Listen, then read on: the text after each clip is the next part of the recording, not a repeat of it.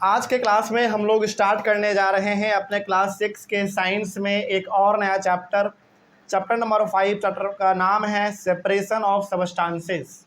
इसके पहले तक हम लोगों ने बहुत ही अच्छी तरीके से टोटल 4 अलग अलग प्रकार के चैप्टर्स को हम लोगों ने कंप्लीट कर लिया है, 1 2 3 4। और आज हम लोग अपना चैप्टर नंबर 5 स्टार्ट करेंगे। चैप्टर का नाम है सेपरेशन ऑफ सबस्टांसेस। आज के क्लास में सबसे पहले तो हम लोगों को इस चैप्टर का जो नाम है सेपरेशन ऑफ सबस्टांसेस, इसका मतलब समझेंगे और इंट्रोडक्शन समझेंगे कि आखिर इसमें हम लोगों को पढ़ना क्या है ना। आइए शुरू करते हैं। सबसे पहला है चैप्टर का नाम separation of substances. Separation of substances का मतलब है कि हम लोग इस चैप्टर में ना अलग अलग मेथड लगा के अलग अलग तरीके से चीज़ों को अलग करने वाले हैं। क्या करने वाले हैं? अलग करने वाले। जैसे कई बार क्या होता है ना, हम लोगों के घरों में कई बार क्या होता है, गलती से चावल में चीनी मिल जाता है ना। कई बार चावल में चीनी मिल गया या फिर चीनी में चावल मिल गया, तो उसको अलग कैसे करना है वो इसमें पढ़ेंगे। जैसे मान लीजिए सपोज करिए कि आप ना घर में लेकर आए 5 केजी आलू। आप घर में लेकर आए 5 केजी आलू और 5 केजी प्याज, दोनों आप लेकर आए और दोनों को आपने मिक्स कर दिया। अब आपको बोला जाए कि दोनों को अलग अलग करो, क्या नहीं कर पाएंगे अलग? बिल्कुल कर लेंगे अलग, क्योंकि आलू का शेप अलग होता है, कलर अलग होता है। प्याज का शेप और कलर अलग होता है, वो तो साफ देख के ही पता चल जाता है कि ये आलू है और ये प्याज, तो उसको हम आराम से अलग कर लेते हैं। यही कहलाता है सेपरेशन ऑफ सबस्टांसेस।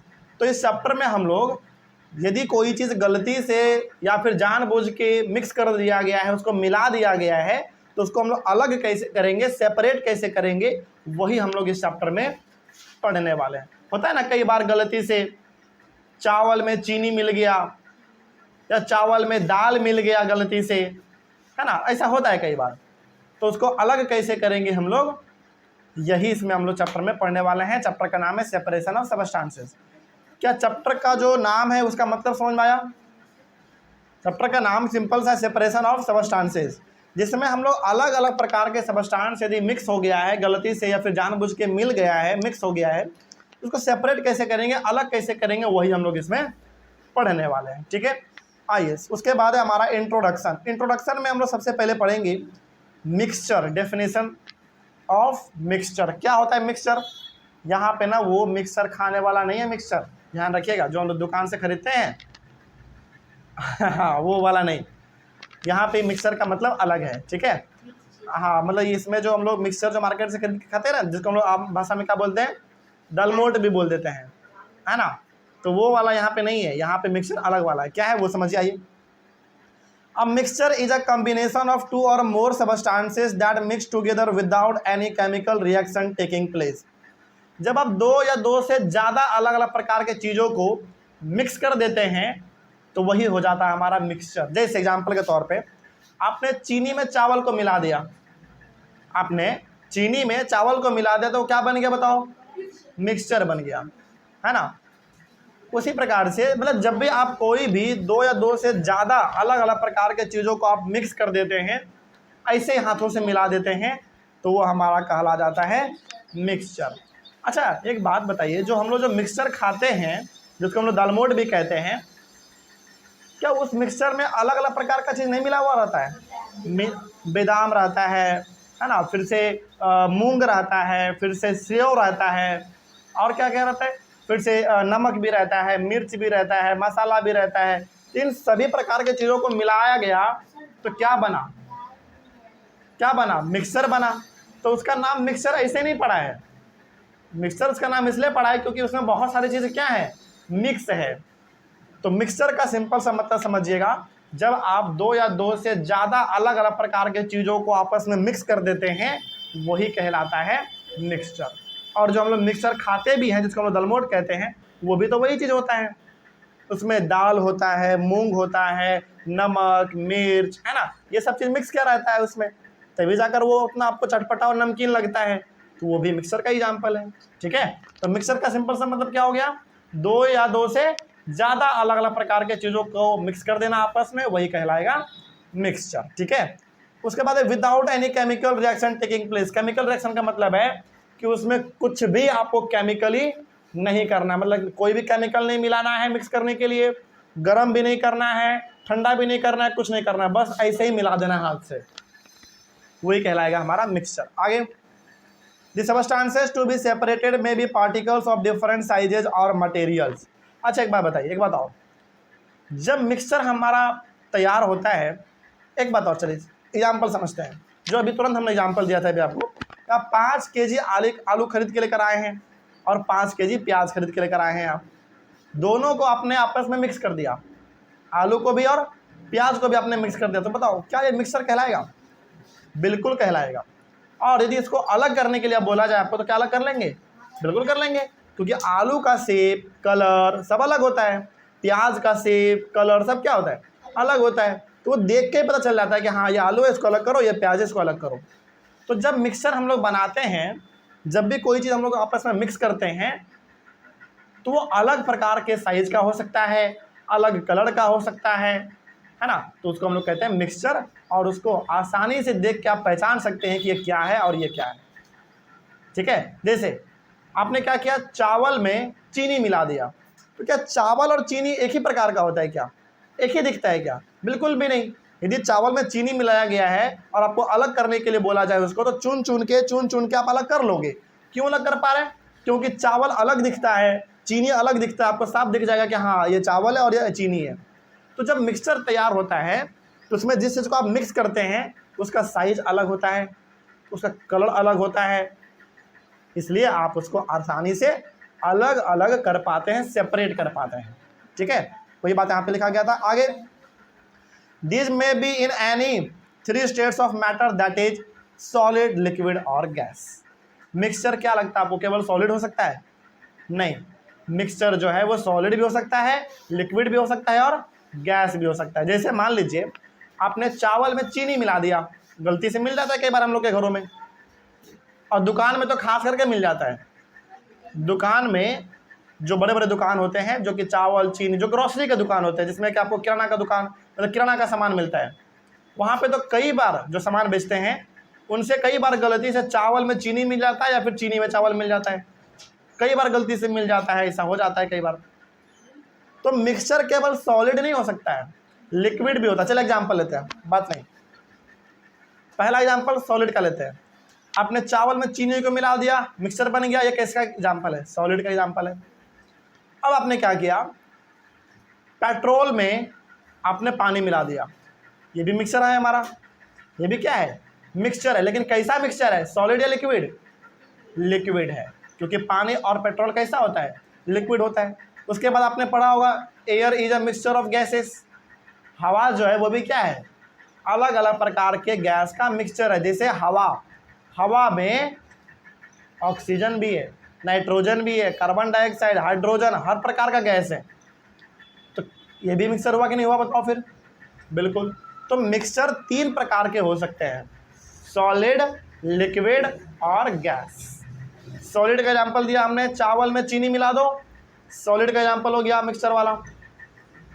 पानी में पेट्रोल मिला दो, लिक्विड का एग्जांपल हो गया मिक्सचर का। और हवा तो हमारा खैर बहुत सारे गैसेस का मिक्सचर है ही। हवा में क्या क्या प्रेजेंट है बताओ? ऑक्सीजन, कार्बन डाइऑक्साइड, ये सब प्रेजेंट है। तो ये सब का सब हमारा मिक्सचर का एग्जांपल हो गया। तो यदि कोई पूछे कि बताओ मिक्सचर कितने प्रकार के हो सकते हैं, तो मिक्सचर 3 प्रकार के हो सकते हैं, पहला सॉलिड, दूसरा लिक्विड और तीसरा गैस। कितना समझ में आया सबको? चलिए, तो चैप्टर का मतलब भी आपको समझ में आ गया। सेपरेशन ऑफ सबस्टांसेस मतलब कि अलग अलग प्रकार के सबस्टांस को हम लोग अलग करने वाले हैं, सेपरेट करने वाले हैं, पहला बात। दूसरा बात, मिक्सचर आपको समझ में आ गया कि जब भी हम लोग 2 या 2 से ज़्यादा अलग अलग प्रकार के चीज़ों को मिक्स कर देते हैं तो वही कहला जाता है मिक्सचर। और मिक्सचर 3 प्रकार का हो सकता है, सॉलिड, लिक्विड और गैस, ठीक है। चलिए, ये हो गया हमारा चैप्टर का मतलब, हम लोगों ने समझ लिया, इंट्रोडक्शन भी समझा। आइए अब शुरू करते हैं हम लोग मेथड्स ऑफ सेपरेशन। अब हम लोग इसमें ये पढ़ने वाले हैं कि आखिर आप कौन कौन से ऐसे तौर तरीके अपनाएंगे चीज़ों को अलग करने के लिए। यदि गलती से मिल जाए, मिक्स हो जाए, तो आप कौन कौन से ऐसे तौर तरीके अपनाएंगे चीज़ों को अलग अलग करने के लिए, सेपरेट करने के लिए। जिसमें सबसे पहला हमारा जो मेथड है वो है हैंड पिकिंग। क्या है? Hand picking. अब ये हैंड पिकिंग क्या होता है आइए समझते हैं। हैंड पिकिंग का मतलब है जो चीज़ मिक्स हो गया है उसको हाथ से चुन चुन के अलग करना। जैसे कई बार होता है ना, गलती से चावल में दाल मिल जाता है या फिर चावल में चीनी मिल जाता है, तो हम लोग की मम्मी क्या करती हैं, आराम से बैठती हैं, उसको चुन चुन के अलग करती हैं। हाँ बिल्कुल, चावल में कई बार गेहूँ मिल जाता है, तो हम लोग की मम्मी क्या करती हैं, बैठती हैं, चावल को अलग करती हैं चुन के और गेहूँ को अलग कर देती हैं। इसी को हम लोग कहते हैं हैंड पिकिंग। तो वहीं यहाँ पे लिखा हुआ है डेफिनेशन ऑफ हैंड पिकिंग में, the process of manual removal of components of a mixture based on the differences in their sizes, shapes, appearance और qualities is called hand picking. Hand picking का मतलब है सामानों को अलग अलग करना, वो भी अपने हाथों से। समझ में आ रही है बात। जैसे कई बार क्या होता है, गेहूं में चावल मिल जाता है, तो हम लोग की मम्मी क्या करती हैं, बैठती हैं और गेहूं और चावल दोनों को अलग करती हैं। अच्छा हाँ, ऐसा वो क्यों कर पाती है पता है आपको? क्योंकि समझिए, चावल अलग दिखता है, उसका कलर अलग होता है, उसका शेप अलग होता है। गेहूं अलग दिखता है, उसका शेप अलग है, उसका कलर अलग है। इसीलिए हम लोग की मम्मी आराम से उसको अलग कर पाती है। यदि चावल और गेहूं दोनों सेम शेप का होता, सेम कलर का होता, सेम साइज का होता, क्या अलग कर पाती? बताइए, हाथ से चुन के अलग कर पाती? कभी नहीं कर पाती। तो हैंड पिकिंग में इनके हाथ से हम लोग कोई भी चुन के अलग इसलिए कर पाते हैं क्योंकि अलग अलग चीज़ें जो मिक्स हो गए हैं उसका कलर क्या है, अलग अलग है, साइज अलग अलग है, शेप अलग अलग है, दिखता अलग अलग है। तभी तो हम लोग आसानी से पहचान पाते हैं कि अच्छा ये गेहूँ है इसको अलग करो, ये चावल है इसको अलग करो। होता है कि नहीं ऐसा? तो हैंड पिकिंग का सिंपल सा मतलब हो गया चीज़ों को अलग करना, वो भी कैसे, हाथों से। सिंपल। चलिए आगे बढ़ते हैं। अलग क्यों कर पाते हैं हम लोग? क्योंकि उसका साइज अलग होता है, शेप अलग होता है, अपीयरेंस मतलब दिखता अलग है, उसका क्वालिटी भी अलग होता है। ठीक है, ये हो गया हमारा हैंड पिकिंग। अगला है थ्रेसिंग। आइए थ्रेसिंग थोड़ा सा हम समझते हैं थ्रेसिंग क्या है। अच्छा एक बात पहले बताइए, आप लोगों में से ऐसे कितने लोग हैं जो गांव में थ्रेसिंग देखे हैं? बताते हैं। जैसे कई बार आप शायद नहीं देखे होंगे आप लोग। अच्छा आप लोग गांव में उतना रहे हैं, पहले बताइए। ठीक है, आप यदि कोई गांव में रहा है तो उसको पता होगा। होता क्या है ना, जब फसल कटता है तो फसल कटने के बाद जमा किया जाता है, उसको जमा करने के बाद उसको एक मशीन में डाला जाता है। वो मशीन क्या करता है, सारे अनाज अलग हो जाते हैं और जो भूसी बचता है, भूसा जिसको हम लोग कहते हैं, वो अलग हो जाता है। हाँ, इसी को हम लोग कहते हैं थ्रेसिंग, है ना। आइए शुरू करते हैं। इसमें क्या लिखा हुआ देखो, the process of separating grains from the stocks. Grains का मतलब अनाज, दाना, और स्टॉक्स का मतलब भूसी, जिसका भूसा भी कहते हैं। And loosening the chaff from the grains is called threshing. Simple सा होता क्या है, जैसे आपको एग्जाम्पल देते हैं। इसका सबसे अच्छा एग्जाम्पल है गेहूं का, मक्का का, जिसको हम लोग भुट्टा भी कहते हैं। गेहूं, भुट्टा, है ना, सरसों, चावल, इन सबको पहले क्या किया जाता है, खेतों में मतलब मान लीजिए वो पक गया, पकने के बाद उसको काटा जाता है, काटने के बाद उसको एक जगह पर इकट्ठा किया जाता है। इकट्ठा करने के बाद थ्रेसर मंगाया जाता है। थ्रेसर एक मशीन होता है, मशीन का नाम क्या है, थ्रेसर। थ्रेसर मंगाया जाता है खेतों में ही, और उस मशीन में सारे के सारे काटे हुए फसल को डाला जाता है, और वो मशीन अपने आप अंदर ही अंदर सारे अनाज को अलग कर देगा और सारे भूसी को अलग कर देता है। इसी को हम लोग कहते हैं थ्रेसिंग। क्या कहेंगे इसको, थ्रेसिंग कहेंगे। It involves separating the grains from the stocks bye beating the stocks on a hard surface. अच्छा एक बात और, पहले के ज़माने में थ्रेसिंग अलग तरीके से होता था, आज के ज़माने में थ्रेसिंग अलग तरीके से होता है। आपको पहले के ज़माने के बारे में बताते हैं पहले, फिर इस पे आएंगे। पहले क्या होता था ना कि हमारे पास मशीन नहीं हुआ करता था, तो पहले हाथ से उसको पीट पीट के दाना और भूसी दोनों को अलग किया जाता था। मतलब फसल पका, आपने काट के उसको इकट्ठा कर दिया, उसको एक हार्ड सरफेस पे, यानी कि ये लकड़ी या फिर चौकी, किसी हार्ड सरफेस पे उसको बार बार उठा के क्या किया जाता था, पटकते थे, ताकि उससे होता क्या था, अनाज अलग और भूसी अलग हो जाता था। ये पहले होता था। लेकिन अब हमारे पास मशीन है। मशीन का नाम क्या है, थ्रेसर। उस मशीन में क्या करते हैं, मशीन स्टार्ट करते हैं, सारे फसल को उसमें डाल देते हैं, वो मशीन अपने आप भूसी को अलग कर देता है काट के और अनाज को अलग कर देता है। ठीक है, तो पहले हमारे पास मशीन नहीं था तो हम लोग पीट पीट के करते थे, लेकिन आज हमारे पास मशीन है तो हम लोग मशीन से ही सारा काम कर लेते हैं। Sometimes threshing is done with the help of bullocks. कई बार तो थ्रेसिंग बुलक से भी किया जाता था, मतलब बैलों के मदद से। होता क्या था, अनाज को खेतों में फैला दिया जाता था, उसके नीचे एक बहुत बड़ा तिरपाल बिछाया जाता था पहले, लेकिन पहले खेतों में तिरपाल बिछा दिया। तिरपाल मतलब नीचे कोई भी चटाई अच्छा सा बहुत दूर तक फैला हुआ, कारपेट जिसको आप बोल सकते हैं, बिछा दिया, उसके ऊपर अनाज रख दिया और उसके ऊपर जानवर को चलाया जाता था ताकि उसके पैरों के दबाव से, उसके पैरों के प्रेशर से क्या हो सके, अनाज अलग और भूसी अलग हो सके। तो जानवरों के मदद से भी पहले होता था। ठीक है, आगे machines are also used to thresh large quantities of grains. लेकिन यदि हम लोग आज का बात करें तो आज के ज़माने में हम लोग बैलों का इस्तेमाल नहीं करते हैं, पीट के भी अनाज को और भूसी को अलग नहीं करते हैं, बल्कि आज हम लोग मशीन से ही सारा काम कर लेते हैं। ठीक है, तो पहले क्या होता था, पीट पीट के भूसी अलग और अनाज को अलग किया जाता था। उसके बाद जानवरों को क्या कर दिया जाता था, उसके ऊपर चरा दिया, मतलब चलाना होता था जानवरों को, आसपास आर पार दर दर घुमाते थे जानवरों को, है ना, ताकि जानवरों के पैरों के दबाव से वो सारा अनाज और भूसी क्या हो जाए, अलग अलग हो जाए। उसके बाद हमारे पास आया मशीन, तो आज हम लोग मशीन से करते हैं सब कुछ। ठीक है, तो ये हो गया हमारा थ्रेसिंग कंप्लीट। अगला है विनोइंग। आइए थोड़ा सा विनोइंग भी समझ लेते हैं हम लोग। विनोइंग भी बड़ा सिंपल होता है। विनोइंग क्या है, देखो, the process of separating heavier components of a mixture from the lighter components by the action of wind is called winnowing. इसमें ना सबसे सिंपल इसमें क्या होता है, आप क्या करते हैं, जैसे इसको एग्जाम्पल से ऐसे समझते हैं, दो ऐसा चीज़ है जो आपस में मिक्स हो गया है, एक है अनाज और एक है भूसी। समझे ध्यान से, मतलब कि अनाज और भूसी दोनों मिक्स हो गया है।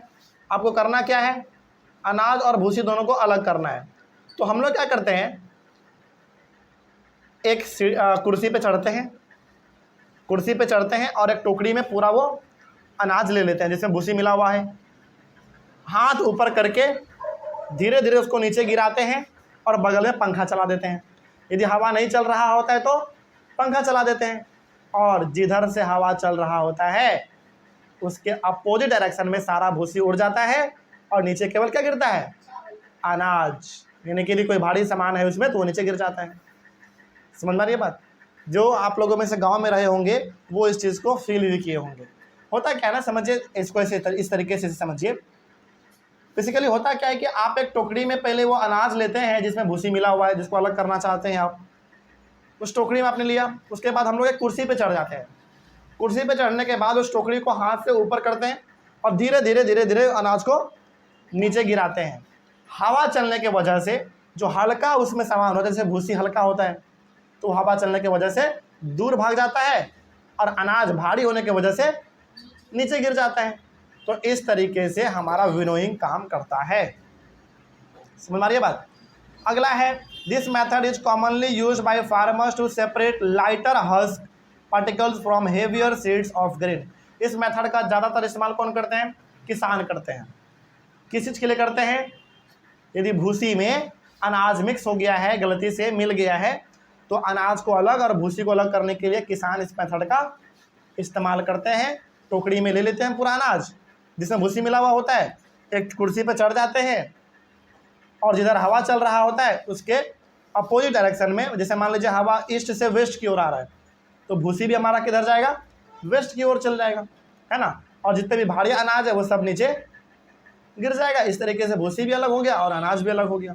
इसका इस्तेमाल ज़्यादातर किसान करते हैं भूसी और अनाज को अलग करने के लिए। The husk particles are carried away by the wind.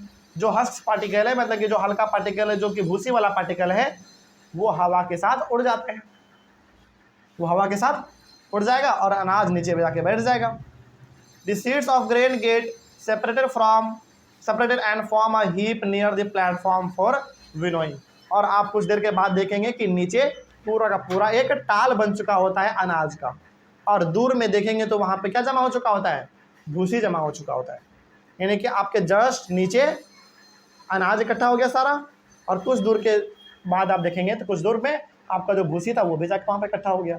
ये मेथड भी बहुत अच्छा काम करता है गाँवों में। The separated husk is use for many purposes such as fodder for cattle. और जो भूसी जमा हुआ है उस भूसी का इस्तेमाल हम लोग अलग अलग चीज़ों के लिए कर लेते हैं। या तो वो भूसी गाय को खिलाओ, भैंस को खिलाओ, बैल बकरी जिसको खिलाना है खिलाओ, ठीक है। इस तरीके से हम लोग इसका इस्तेमाल कर लेते हैं। तो ये हमारा अलग अलग हम लोग मेथड पढ़ रहे हैं जिससे सामानों को क्या किया जा सके, अलग किया जा सके, सेपरेट किया जा सके। अगला हमारा टॉपिक है सीविंग का। इसको हम लोग करेंगे अपने अगले वाले क्लास में। लेकिन क्या यहाँ तक कोई डाउट है किसी को? समझ में आया तक सब कुछ? तो अभी हम लोगों ने एक मेथड पढ़ा है सेपरेशन का, विनोइंग। दूसरा हम लोगों ने पढ़ा थ्रेसिंग, और पहला हम लोगों ने पढ़ा था हैंड पिकिंग। तो 3 मेथड में हम लोगों ने ये समझा कि पार्टिकल्स को किस तरीके से सेपरेट करना है, किस तरीके से अलग करना है, ठीक है। चलिए, तो हम लोग अपने अगले वाले क्लास में डिस्कस करेंगे सीविंग। तो मिलते हैं हम लोग अपने अगले क्लास में। तब तक के लिए थैंक यू वेरी मच। पिछले क्लास में हम लोगों ने अपने चैप्टर के अंदर टॉपिक डिस्कस किया था, विनोइंग तक हो चुका था, है ना। पिछले वाले क्लास में हम लोगों ने अपने चैप्टर का शुरुआत कर दिया था। चैप्टर का नाम है सेपरेशन ऑफ सबस्टांसेस। इंट्रोडक्शन समझ चुके थे। इंट्रोडक्शन में मिक्सचर क्या होता है ये भी समझ चुके थे। उसके बाद हमारा मैथड टॉपिक स्टार्ट हुआ था, मैथड्स ऑफ सेपरेशन। इसके अंदर हम लोगों ने 3 अलग अलग मैथड्स के बारे में पढ़ा था, चीज़ों को सेपरेट करने का, मतलब कि सेपरेशन आप कैसे करोगे, इसको लेकर हम लोगों ने 3 अलग अलग मेथड के बारे में डिस्कस किया था। पहला था हैंड पिकिंग, दूसरा थ्रेसिंग, और तीसरा विनोइंग। तो आज हम लोग शुरू करेंगे अपने चौथे नंबर से, जो कि होगा सीविंग। शुरू करें? आइए शुरू करते हैं। तो एक बात बताइए पहले कि जो हम लोगों ने कल पढ़ा था उसमें कोई डाउट है किसी को? समझ में आ गया था सब कुछ? चलिए नेक्स्ट आगे बढ़ते हैं। आज से क्लास हमारा स्टार्ट होगा सीविंग टॉपिक से। सुनेंगे ध्यान से आप लोग, इसमें क्या क्या लिखा हुआ है। The separation of components of a mixture of different sizes using a sieve is called sieving. Sieving का सिंपल सा मतलब होता है छन्नी। जैसे हम लोग चाय छानते हैं, है ना, उसके बाद जब हम लोग की मम्मी रोटी बनाती हैं तो पहले आटा को क्या करती है, चालती है पहले, है ना। उसमें से यदि कोई कंकड़ गलती से चला गया हो या फिर उसमें भूसी मिला हुआ हो तो वो अलग हो जाए और आटा अलग हो जाए। तो सीविंग का सिंपल सा मतलब है जब आप चीज़ों को अलग कर देते हैं छन्नी के मदद से। छन्नी मतलब फिल्टर, वो एक जैसे चाय का छन्नी होता है, जैसे हम लोग चाय पत्ती अलग करते हैं और चाय अलग करते हैं, उसी प्रकार से जब हम लोग की मम्मी रोटी बनाती हैं तो एक पहले वो आटा को चालती हैं, इसी को हम लोग कहते हैं, इसी मेथड को हम लोग कहते हैं सीविंग। समझ में आ गया बात? तो सीविंग बेसिकली कैसे होता है, वो एक आता है छन्नी आता है। एग्जाम्पल हो गया सीविंग का, चाय का छन्नी, आटा को चालने वाला, ये सब हो गया हमारा सीविंग।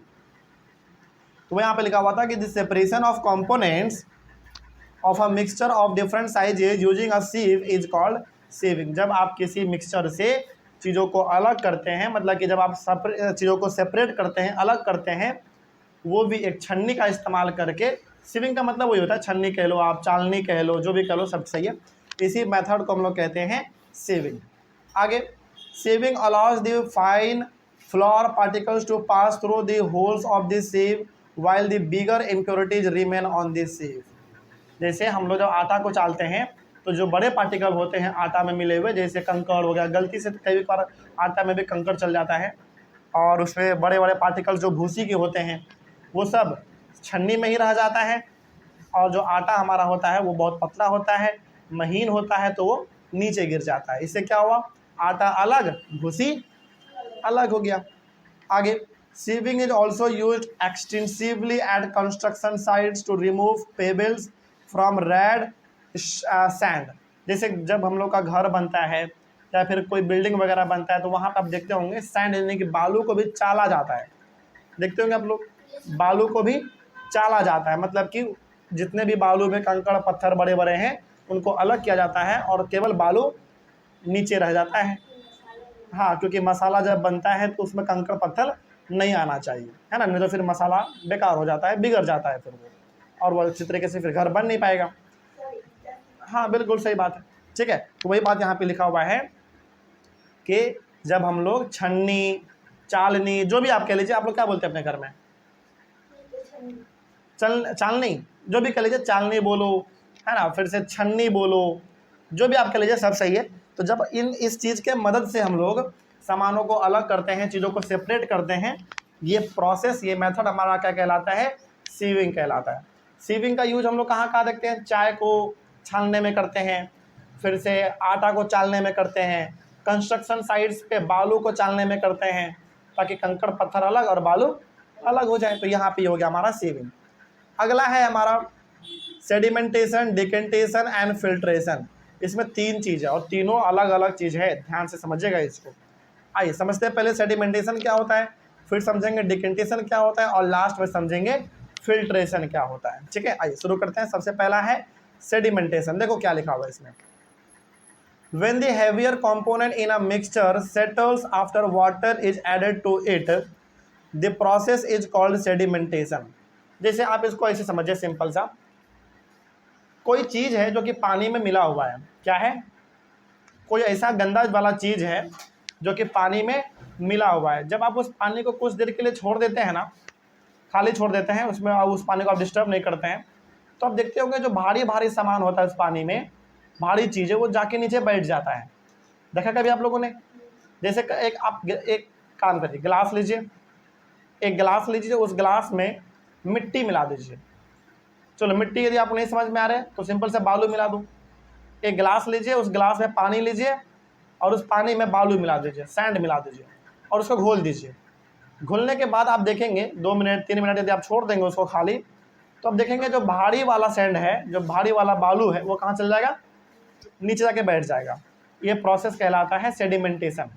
तो सेडिमेंटेशन का सिंपल सा मतलब हुआ कि भारी पार्टिकल्स का पानी के नीचे जाके बैठ जाना ही क्या कहलाता है? सेडिमेंटेशन कहलाता है। ठीक है, आगे।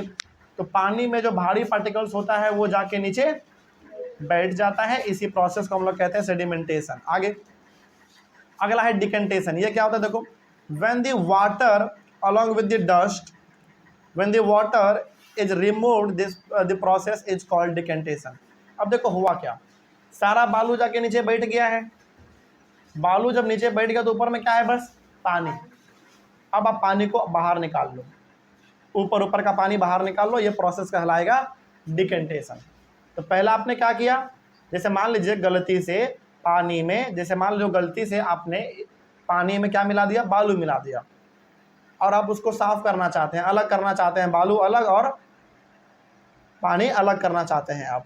तो पहला चीज़ क्या करना है, जिस गिलास में बालू मिल गया है, गिलास में क्या है? पानी है, उस पानी में क्या मिल गया?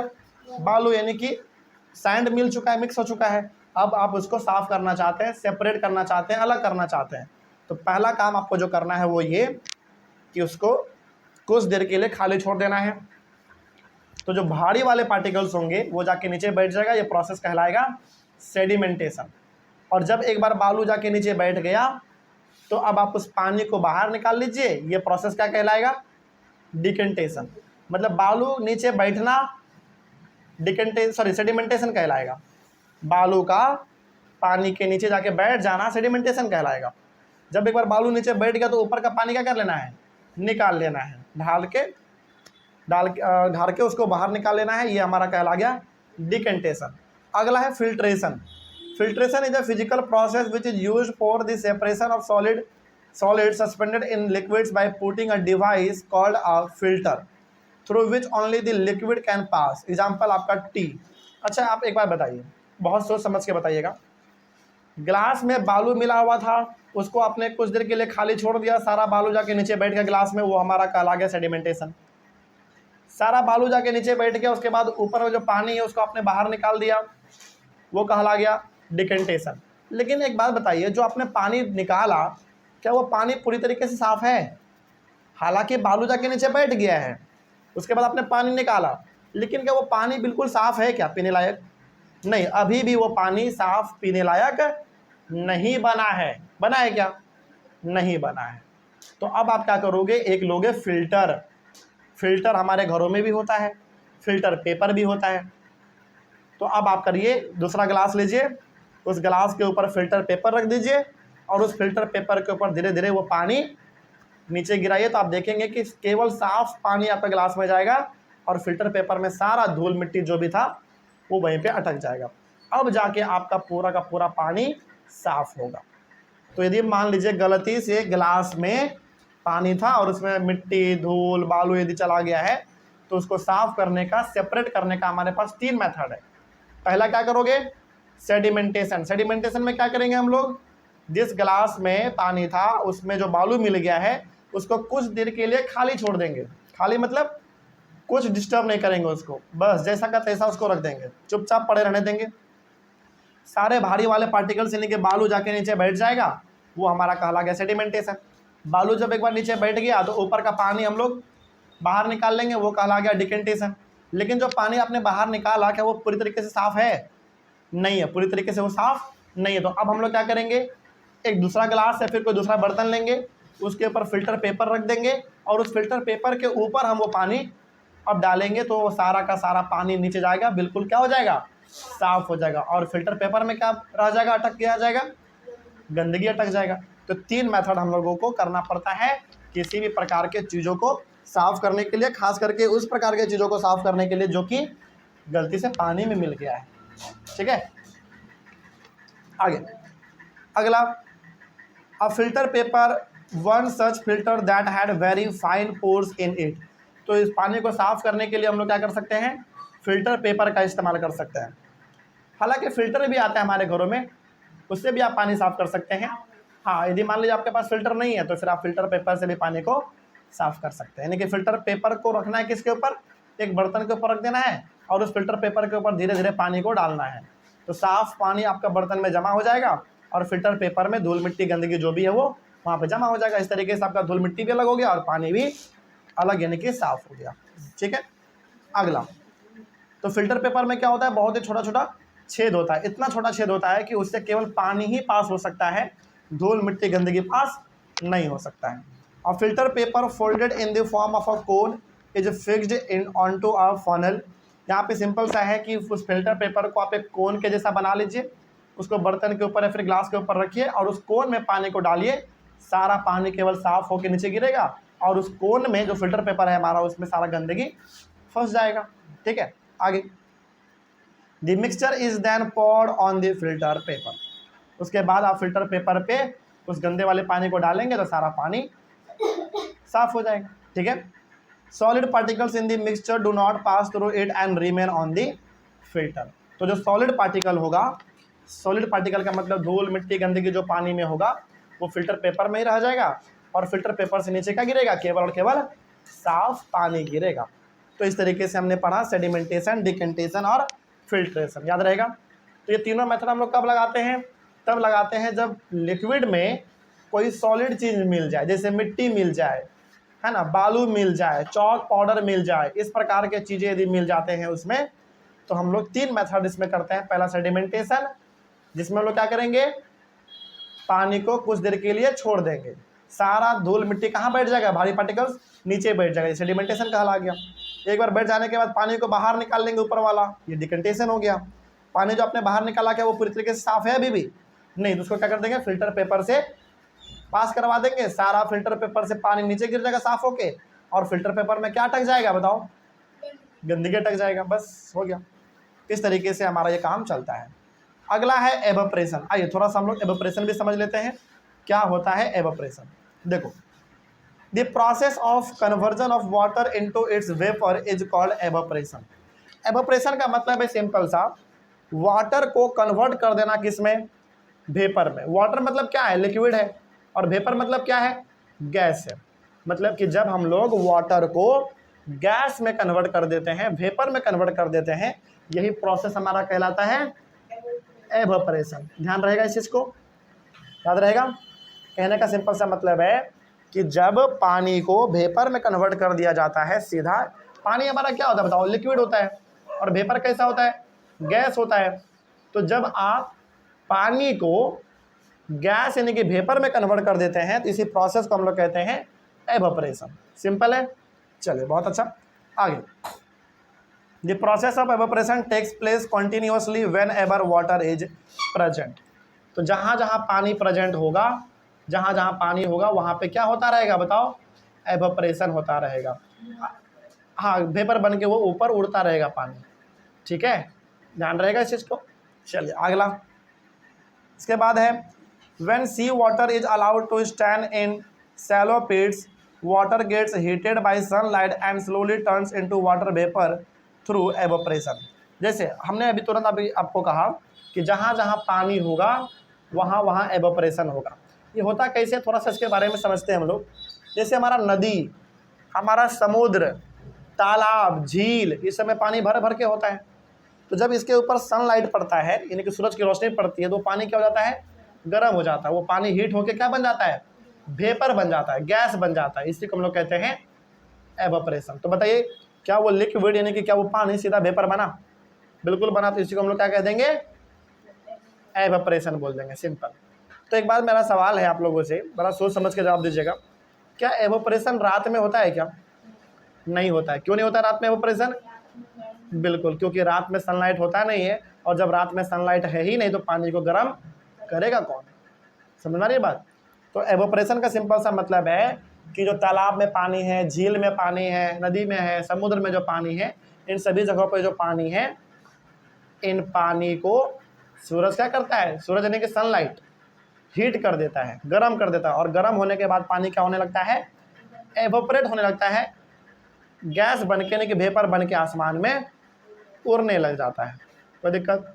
उड़ने का सिंपल सा मतलब है कि वो गायब होने लगता है धीरे धीरे, ठीक है। आगे, in a few days the water evaporates completely leaving behind the solid salts because sea water contains many salts. अब जैसे समझिए, समुद्र का पानी जब एवोपरेट होगा तो बताओ फिर बचेगा क्या? नमक। क्योंकि समुद्र के पानी में क्या मिला हुआ है, समुद्र के पानी में नमक होता है। और समुद्र का पानी जब एक बार एवोपरेट हो जाएगा, यानी कि पानी जब गैस बन के आसमान में उड़ जाएगा, तो केवल बचेगा क्या हमारे पास? नमक बचेगा। इसी तरीके से नमक तैयार किया जाता है। पूछो। हाँ बिल्कुल, समुद्र का जो पानी है वो नमकीन है। तो नमक कैसे बनता है? पहले समुद्र के पानी को एवोपरेट किया जाता है, यानी कि समुद्र के पानी को गैस बना के पहले उसको उड़ाया जाता है। उसके बाद हमारे पास केवल बचता क्या है, सॉल्ट बचता है, नमक बचता है। फिर उस नमक को फैक्ट्री में ला के उसको प्रोसेस किया जाता है, उसको चिकना बनाया जाता है, साफ़ किया जाता है, उजला बनाया जाता है, तब जाकर पैकेट में भर के नमक आपके घरों में आता है। ऐसा मत समझिएगा कि सीधा समुद्र के पानी को उबाला, एवोपरेट किया और नमक बन के तैयार हो गया, घर में ला के इस्तेमाल कर लेंगे। नहीं, तुरंत इस्तेमाल करोगे तो बीमार पड़ जाओगे। सिंपल सा कहानी यहाँ पे ये है, सिंपल सा कहानी ये है कि समुद्र के पानी से नमक बनता है, ये सही बात है, लेकिन समुद्र के पानी को आपने एवोपरेट किया, क्या बचा आपके पास? नमक बचा। सीधा उस नमक को इस्तेमाल कर लेंगे हम लोग? नहीं करेंगे। उस नमक को पहले कहाँ लेके जाया जाएगा? फैक्ट्री में। उसको साफ किया जाएगा, उसमें केमिकल वगैरह जो मिलाना होगा कुछ तो उसमें मिलाया जाएगा। उसके बाद पैकेट में भर के आपके मार्केट में आता है और हम लोग जाके दुकानों से खरीद के लेके खाते हैं, ठीक है। तो सिंपल सा मतलब यहाँ पे हम कहना चाहते हैं आपको कि एवोपरेशन जो है तब होगा, यानी कि वाटर वेपर में कन्वर्ट तब होगा, वाटर गैस में कन्वर्ट तब होगा जब उसके ऊपर क्या पड़ेगा? सनलाइट पड़ेगा। और ये होता कब है? दिन में होता है। बात करें समुद्र के पानी का, तो समुद्र के पानी को जब आप एवोपरेट करोगे, यानी कि समुद्र के पानी को जब आप हीट करोगे, तो सारा का सारा पानी आसमान में उड़ जाएगा, गैस बन के, वेपर बन के, और आपके पास बचेगा क्या? केवल नमक बचेगा। और उस नमक को बाद में फिर फैक्ट्री में लेकर आते हैं, और फैक्ट्री में उसको फिर हम लोग साफ़ करते हैं, प्रोसेस करते हैं। ये पूरा कहानी हमारा चलता रहता है, ठीक है। आगे, कॉमन सॉल्ट। कॉमन सॉल्ट का मतलब है कि जो हम लोग अपने घरों में नमक खाते हैं ना, उसी को हम लोग कहते हैं कॉमन सॉल्ट। क्या बोलेंगे उसको? Common salt. तो common salt is then obtain from this mixture of salts by further purification. तो समुद्र के पानी को आपने एवोपरेट किया, सारा पानी गैस बन के आसमान में उड़ गया, बचा क्या आपके पास? केवल नमक बचा। क्या बचा? नमक बचा, यानी कि सॉल्ट बचा। अब उस सॉल्ट को, उस नमक को फैक्ट्री लाया जाएगा, उसको साफ़ किया जाएगा, उसको बिल्कुल चिकना किया जाएगा, वाइट किया जाएगा। उसके बाद फिर उसको पैकेट में भर के आपके मार्केट तक पहुंचाया जाता है। तो इस तरीके से हमारा ये वाला टॉपिक भी कंप्लीट हुआ। नेक्स्ट टॉपिक है हमारा use of more than one method of separation. इसको हम लोग करेंगे अपने अगले वाले क्लास में। तब तक के लिए thank you very much. Next topic है use of more than one method of separation. Separation के अलग अलग प्रकार के मेथड को हम लोग पढ़ चुके हैं। बात करें तो हैंड पिकिंग भी हो गया, विनोइंग भी हो गया, सीविंग भी हो गया, है ना, सेडिमेंटेशन, डिकेंटेशन, फिल्ट्रेशन, ये सब कुछ हम लोग डिस्कस कर चुके हैं। तो अगला टॉपिक है हमारा use of more than one method of separation. इसमें पहले हम लोग एक एक्टिविटी पढ़ेंगे, एक्टिविटी को हम लोग थोड़ा सा परफॉर्म करेंगे कि और समझेंगे कि इस एक्टिविटी में क्या बोला गया है। उसके पहले आप समझ लो एक डेफिनेशन हमारे साथ पास है, कंडेंसेशन। क्या है कंडेंसेशन, क्या होता है, पहले इसको समझते हैं फिर आगे बढ़ेंगे। The process of conversion of water vapour into its liquid form is called condensation. देखो एवोपरेशन में क्या करते हैं हम लोग, बताइए। एवोपरेशन में लिक्विड को गैस में कन्वर्ट करते हैं। वेपर मतलब क्या होता है, गैस। तो एवोपरेशन जो हम लोगों ने अभी तुरंत पढ़ा था पिछले वाले क्लास में, एवोपरेशन में लिक्विड को गैस में कन्वर्ट करते हैं, लेकिन कंडेंसेशन को गैस में मतलब कंडेंसेशन में क्या करते हैं, गैस को लिक्विड में कन्वर्ट कर देते हैं, और इसी प्रोसेस को हम लोग कहते हैं कंडेंसेशन। तो वही इसमें लिखा हुआ है कि the process of conversion of water vapour मतलब gas into its liquid form is called condensation. तब जब आप वाटर वेपर को लिक्विड में कन्वर्ट कर देते हैं तो वही हमारा कहलाता है कंडेंसेशन। सिंपल है। आइए हम लोग अब एक चीज़ हम लोग यहाँ पे डिस्कस करने वाले हैं, वो है एक्टिविटी। एक एक्टिविटी हमारे पास है, थोड़ा सा उसको डिस्कस कर लिया जाए फिर आगे बढ़ेंगे। सुने ध्यान से। एक्टिविटी का पहले हम लोग जो डिस्कस करते हैं वो करते हैं एम, कि आखिर इस एक्टिविटी में आप दिखाना क्या चाहते हैं, एक्टिविटी में क्या दिखाना चाहते हैं, एक्टिविटी में आप करना क्या चाहते हैं। आइए तो हम लोग क्या करना चाहते हैं, to test the use of more than one method of separation. इस एक्टिविटी में हम लोग चीज़ों को सेपरेट करने का एक से ज़्यादा मेथड के बारे में पढ़ने वाले हैं। मतलब कि यदि चीज़ों को अलग करना है तो एक से ज़्यादा मेथड भी हमारे पास हो सकता है। ठीक है, तो वही हम लोग इसमें पढ़ेंगे, यही हमारे इस एक्टिविटी का एम है। ठीक है, अगला थिंग्स रिक्वायर्ड, क्या क्या चीज़ों का ज़रूरत पड़ेगा। एक्टिविटी जब आप करेंगे तो कुछ कुछ चीज़ों का ज़रूरत पड़ेगा। क्या क्या चाहिए होगा थोड़ा उसके बारे में देख लो। सैंड चाहिए होगा आपको, यानी कि बालू। सॉल्ट यानी कि नमक। बीकर मतलब एक बर्तन ले लीजिएगा। वाटर चाहिए यानी कि पानी चाहिए। केटल यानी कि कतली, आप लोग देखे होंगे जिसमें चाय वगैरह बनता है ना। जैसे आप चाय की टपरी पे जाओगे तो वहाँ वो लोग कतली रखते हैं, केटल बोलते हैं इंग्लिश में, लेकिन हम लोग इसको आम भाषा में कतली बोलते हैं, है ना। उसके बाद मेटल प्लेट रखना है आपको, एक मतलब एक प्लेट जो कि मेटल का होना चाहिए, एंड आइस, और आपको थोड़ा सा बर्फ़ रखना है, बर्फ़ का टुकड़ा। ठीक है, तो इन चीज़ों का ज़रूरत पड़ेगा इस एक्टिविटी में। अगला है मेथड। मेथड में हम लोग करेंगे क्या क्या, थोड़ा उसके बारे में समझते हैं। तो एक्टिविटी जब आए तो पहले एम हम लोग डिस्कस करेंगे कि आखिर इस एक्टिविटी का एम क्या है, मोटिव क्या है, मकसद क्या है, क्या करने वाले इस एक्टिविटी में। तो इस एक्टिविटी में हम लोग एक से ज़्यादा मेथड को डिस्कस करने वाले हैं सेपरेशन का, यानी कि चीज़ों को अलग करने के लिए एक से ज़्यादा मेथड के बारे में डिस्कस करेंगे। थिंग्स रिक्वायर्ड में हम लोग वो चीज़ लिखते हैं जो कि इस एक्टिविटी को करने में चाहिए होगा, जिस चीज़ का जरूरत पड़ेगा उसको हम लोग थिंग्स रिक्वायर्ड में लिख देते हैं। अगला है मेथड। मेथड में हम लोग डिस्कस करते हैं कि आखिर आप क्या करोगे इस एक्टिविटी में, है ना, यानी कि प्रोसेस क्या है। आइए समझते हैं। Take a mixture of sand and salt and keep this mixture in a beaker and add some water to it. इसको मैंने आपको इमेजिन करना है, सुनिए पहले ध्यान से। इस एक्टिविटी में आपको इमेजिन करना है, आपको एक मिक्सचर लेना है। मतलब किसका मिक्सचर, सैंड और सॉल्ट का। मतलब आपने क्या किया है, नमक और बालू को मिला दिया है। नमक भी बहुत महीन होता है, बालू यानी कि सैंड भी बहुत महीन होता है। इन दोनों को आपने क्या किया है, मिला दिया है, मिक्स कर दिया है, और उसको आपने एक बीकर में ले लिया, यानी कि आपने एक उसको बर्तन में ले लिया है, और उस बर्तन में आपने मिला दिया पानी। सिंपल सा आपके पास एक बर्तन है, समझिए ध्यान से। आपके पास एक बर्तन है, उस बर्तन में आपने मिक्स किया है नमक और बालू को। उसके बाद उस मिक्सचर में यानी कि उस बीकर में, उस बर्तन में आपने मिला दिया कुछ पानी। तो ओवरऑल कहने का मतलब है कि पानी में क्या क्या मिला हुआ है, नमक और बालू मिला हुआ है। ठीक है, आगे अगला, leave the beaker aside for some time. कुछ देर के लिए उसको खाली मतलब अनडिस्टर्ब कर दीजिए, एकदम शांति से उसको छोड़ दीजिए कुछ समय के लिए। The sand can be separated by decantation और फिल्ट्रेशन। उसमें जो बालू है उसको बाहर निकाला जा सकता है, किस मेथड से, डिकेंटेशन और फिल्ट्रेशन मेथड के मदद से हम लोग उसको बाहर निकाल पाएंगे। अभी तो हम लोगों ने पढ़ा था ना, सेडिमेंटेशन, फिल्ट्रेशन, डिकेंटेशन। तो आपने क्या किया, बर्तन में बालू और नमक लिया, उसमें मिला दिया पानी, उसको घोल दिया आपने पूरी तरीके से। घोल देने के बाद आप बालू को बाहर निकाल सकते हैं आराम से, क्योंकि बालू क्या हो जाता है, कुछ देर के बाद नीचे जाके बैठ जाता है। ऐसा मैं बताइए, सिंपल सा सवाल है मेरा। उस बर्तन में जो नमक और बालू है और उसमें जो आपने पानी मिक्स किया है, तो बताइए नमक तो पूरी तरीके से घुल जाएगा, क्या बालू घुल पाएगा पूरी तरीके से? नहीं घुल पाएगा। तो बालू का क्या होगा, बालू जाके नीचे बैठ जाएगा, और जब एक बार बालू नीचे बैठ गया तो उसको डिकेंटेशन या फिर फिल्ट्रेशन से क्या कर लेंगे, अलग कर लेंगे। अगला, द रिमेनिंग वाटर, जो कि लिक्विड था हमारा, कंटेन्स सॉल्ट। लेकिन अभी भी जो पानी है, उस पानी में क्या मिक्स है बताओ, नमक घुल गया था ना। आपने बर्तन में नमक और बालू का मिक्सचर लिया था, उसमें पानी भी था, आपने उसको घोला था, तो नमक तो पूरी तरीके से पानी में मिल गया, मिक्स हो गया। लेकिन जो बालू है वो जाके नीचे बैठ गया, तो बालू को आप डिकेंटेशन और फिल्ट्रेशन से अलग कर लिए, लेकिन पानी में अभी भी क्या मिला हुआ है, नमक पानी में अभी भी मिक्स है, मिला हुआ है। Transfer this liquid to a kettle and close its lid. अब उस पानी को, जिसमें कि नमक मिला हुआ है, उस पानी को आप ले लो एक कतली में, केटल में, जिसमें चाय बनता है ना, आप वो भी समझ सकते हैं।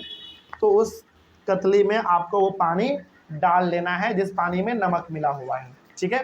तो कतली में आपने ले लिया पानी, और उसका जो लीड है, यानी कि उस कतली का जो ढक्कन है, उसको क्लोज कर देना है, बंद कर देना है, ठीक है। आगे, heat the kettle for some time. उस कतली को कुछ समय के लिए क्या करो, गर्म करो, हीट करो। Steam coming out from the spout of the kettle. उस कतली में ना एक छोटा सा मुंह होता है जिससे कि धुआं बाहर निकलता है, आपने देखा होगा, है ना। तो जो स्टीम है, यानी कि जो भाप है, जो धुआं है, वो धीरे धीरे बाहर निकलना चालू हो जाएगा, ठीक है। आगे, टेक अ मेटल प्लेट। एक मेटल प्लेट लीजिए आप, मतलब एक बर्तन ले लीजिए, with some ice on it. और उस बर्तन पे क्या करो, कुछ आइस रख दो, बर्फ का टुकड़ा रख दो। Hold the plate just above the spout of the kettle. उस केटल से जहाँ से धुआं निकल रहा है, जिस मुंह से, जिस रास्ते से उस कतली से धुआं बाहर निकल रहा है, उस धुएं के ऊपर, मतलब जिस मुंह से जहाँ से धुआं निकल रहा है, वहीं पे उस बर्तन को क्या करना है, बर्फ वाला उसके ऊपर रखना है। सिंपल, ये बात समझ में आया? सिंपल सा है, इसको ऐसे समझिए, सिंपल सा। कतली में क्या है आपका, वो वाला पानी है जिसमें कि नमक मिला हुआ है, उसको क्या कर रहे हैं आप, हीट कर रहे हैं, तो उससे भाप निकलेगा। तो जिस रास्ते से भाप निकल रहा है, उसी रास्ते के ऊपर बर्तन में बर्फ डाल के आपको रखना है, कुछ देर के लिए रखना है। अब जब इतना आप करोगे तो क्या ऑब्जर्व करोगे आप, मतलब कि क्या चीज़ आप इसमें गौर करोगे। आइए ऑब्जर्वेशन में हम लोग ये देखते हैं कि आपको क्या गौर कर रहे हैं, मतलब आप इसमें क्या गौर करोगे, क्या आपको इसमें दिखेगा। देखो, when the steam comes in contact with the metal plate, जब वो भाप मेटल प्लेट के कांटेक्ट में आएगा, और मेटल प्लेट के ऊपर में क्या रखा हुआ है, बर्फ का टुकड़ा रखा हुआ है, आइस रखा हुआ है। तो जब वो भाप बर्फ के टुकड़े वाले प्लेट के कांटेक्ट में आएगा, metal plate cooled with ice, it condenses and forms liquid water। तो वो जो कतली में वो वाला पानी था जिसमें नमक मिला हुआ है, उसमें से क्या निकल रहा है, भाप निकल रहा है। क्या निकल रहा है, भाप। और भाप जहाँ से निकल रहा है, वहीं पे आपने बर्तन में क्या रख दिया है, बर्फ रख दिया है। तो जब वो भाप उस बर्तन के कांटेक्ट में आएगा, अच्छा भाप क्या है, भाप कैसा है, गर्म है। वो बर्तन कैसा है, ठंडा है। जिस बर्तन में बर्फ रखा हुआ वो बर्तन कैसा है, ठंडा है। और जो भाप निकल रहा है वो कैसा है, गर्म है। तो जब वो गर्म भाप ठंडे आइस के कांटेक्ट में आएगा, तो वो लिक्विड का रूप ले लेता है। वो गैस क्या बन जाएगा, लिक्विड बन जाएगा, यानी कि पानी बन जाएगा। तो कंक्लूजन क्या निकला, कंक्लूजन ये निकला कि we have the separated salt, sand and water using process of decantation, filtration, evaporation and condensation. तो इस वाले एक्टिविटी में आपने ये देखा कि पहले हम लोगों ने क्या किया था, बालू जो नीचे बैठ गया था, डिकेंटेशन और फिल्ट्रेशन का मदद करके हम लोग क्या कर चुके थे, बालू को अलग और पानी को अलग कर दिए थे। लेकिन अभी भी वो पानी में क्या मिक्स था, नमक मिला हुआ था। उस नमक को हमने क्या, कैसे अलग किया, हीट दे के, एवोपरेट करके। वो जो गैस बाहर निकला, उस गैस को हमने किस में कन्वर्ट कर दिया, वाटर में कन्वर्ट किया ना, वाटर में हमने इसको कन्वर्ट कर दिया, यानी कि उसका पानी बना दिया हमने।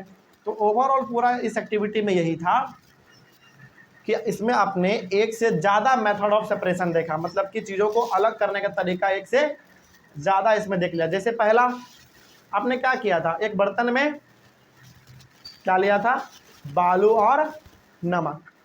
एक बर्तन में आपने बालू और नमक लिया था और उसमें पानी से उसको मिक्स किया था। मिक्स करने के बाद कुछ देर आपने इसको एकदम अनडिस्टर्ब छोड़ दिया जैसा का तैसा, तो सारा का सारा बालू जाके नीचे बैठ गया। बालू जब एक बार नीचे बैठ गया तो आपने उस पानी को क्या कर लिया, फिर बाद में अलग कर लिया डिकेंटेशन या फिर फिल्ट्रेशन से। दोनों से आपने उस पानी को अलग कर लिया। पहला सेपरेशन तो यहीं पे हो गया बालू का पानी से, और दूसरा आपने क्या किया, उस पानी को जिसमें कि नमक मिला हुआ है उसमें आपने क्या किया है, उसको आपने हीट दिया है, गर्म किया है, तो वो भाप बन के आसमान में उड़ रहा है। और जब उस भाप वाले रास्ते में आपने उस बर्तन को रख दिया जिस बर्तन में बर्फ था, तो वो भाप किस में कन्वर्ट हो गया, वाटर में कन्वर्ट हो गया। ठीक है, चलिए यही था हमारा इस एक्टिविटी का कंक्लूजन। समझ आ गया एक्टिविटी। तो जब इस एक्टिविटी लिखने के लिए आएगा तो पहले आप एम लिखेंगे, फिर थिंग्स रिक्वायर्ड, किन किन चीज़ों का जरूरत पड़ेगा, और मेथड, और लास्ट में 2 चीज़, ऑब्जर्वेशन कि आपने इस एक्टिविटी में क्या ऑब्जर्व किया, और लास्ट कंक्लूजन कि आपने इस एक्टिविटी में कंक्लूजन क्या निकाला।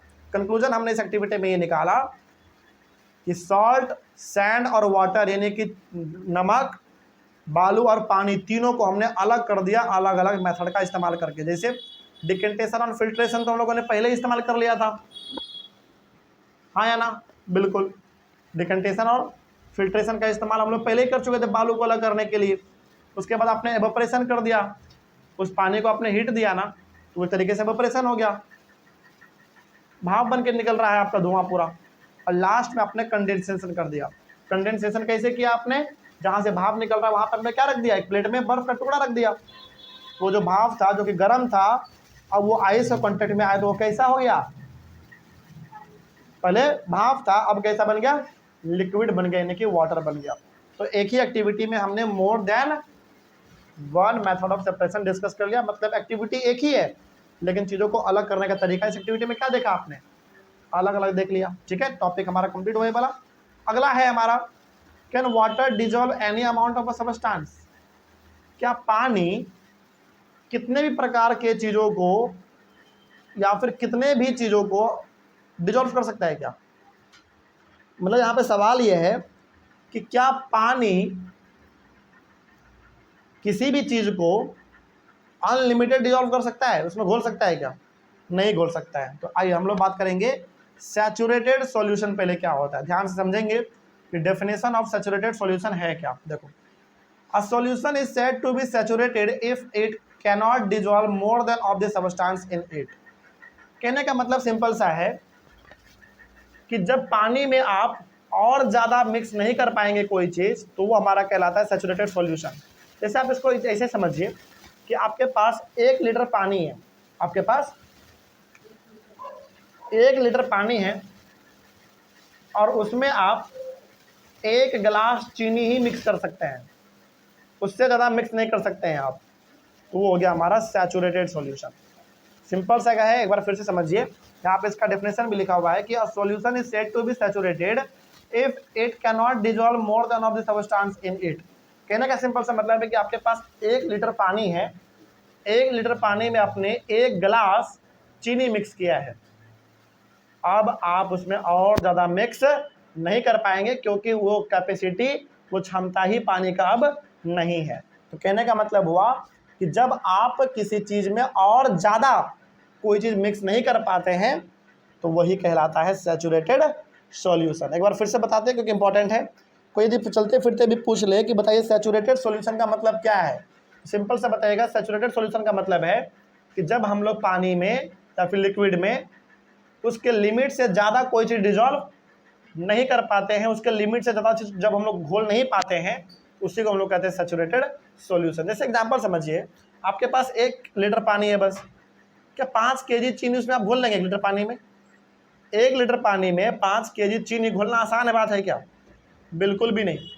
तो कहने का मतलब है कि जब आप किसी चीज़ में उसके लिमिट से ज़्यादा डिजॉल्व नहीं कर पाते हैं, नहीं घोल पाते हैं, तो वही हमारा कहला जाता है सैचुरेटेड सॉल्यूशन। ठीक है, आगे अगला है फिर हमारा large quantity of salt can be dissolve in water on heating. लेकिन एक तरीके से हम लोग कर सकते हैं, पता है कैसे? मतलब 1 लीटर पानी में आप 5 केजी चीनी मिक्स नहीं कर सकते, ये हकीकत बात है। ये हो गया हमारा सैचुरेटेड सॉल्यूशन। लेकिन पता है 1 लीटर पानी में 5 केजी चीनी ऐड कर सकते हैं, वो भी कैसे? हीट करके, गर्म करके। मतलब आप एक बर्तन में 5 केजी चीनी लीजिए और उसमें 1 लीटर पानी को डाल दीजिए। आप देखेंगे कि सारा का सारा पानी आपका मिक्स, मतलब कि पानी में सारा चीनी मिक्स हो चुका होगा। तो कहने का मतलब है कि जब हम लोग किसी चीज़ को हीट करते हैं और हीट करने के बाद मिलाते हैं, उसको मिक्स करते हैं, डिजॉल्व करते हैं, तो वो ज़्यादा से ज़्यादा भी चीज़ों को अपने अंदर घोल लेता है, मिक्स कर लेता है। समझ में आ रहा है बात? तो कोई पूछे कि बताओ सैचुरेटेड सॉल्यूशन का मतलब क्या है, तो सिंपल से बताइएगा, सैचुरेटेड सॉल्यूशन का मतलब है कि जब हम लोग किसी चीज़ में उसके लिमिट से ज़्यादा कोई चीज़ डिजॉल्व नहीं कर पाते हैं, तो वही हमारा कहलाता है सैचुरेटेड सॉल्यूशन। ठीक है? और यदि आप उसके लिमिट से ज़्यादा उसमें डिजॉल्व करना चाहते हैं, उसमें मिलाना चाहते हैं, तो क्या करना पड़ेगा? फिर हीट करना पड़ेगा, यानी कि चीज़ों को गर्म करके जब आप मिक्स करेंगे तो फिर हो जाता है। कोई दिक्कत इसमें? चल, इस तरीके से हमारा ये टॉपिक और टॉपिक के साथ पूरा का पूरा चैप्टर हमारा कंप्लीट हुआ। कोई डाउट है इस चैप्टर में? चलिए, कोई डाउट नहीं, बहुत अच्छी बात है। हम लोग अच्छा एक बात और, ऑनलाइन वाले बच्चे इस चैप्टर में और या फिर इस प्रकार के चैप्टर के टॉपिक में कहीं पर कोई डाउट रहा होगा तो फटाक से कमेंट कर दीजिएगा। हम लोग मिलेंगे अपने अगले क्लास में एक और नए चैप्टर के साथ और एक नए शुरुआत के साथ। तब तक के लिए thank you very much and have a nice day.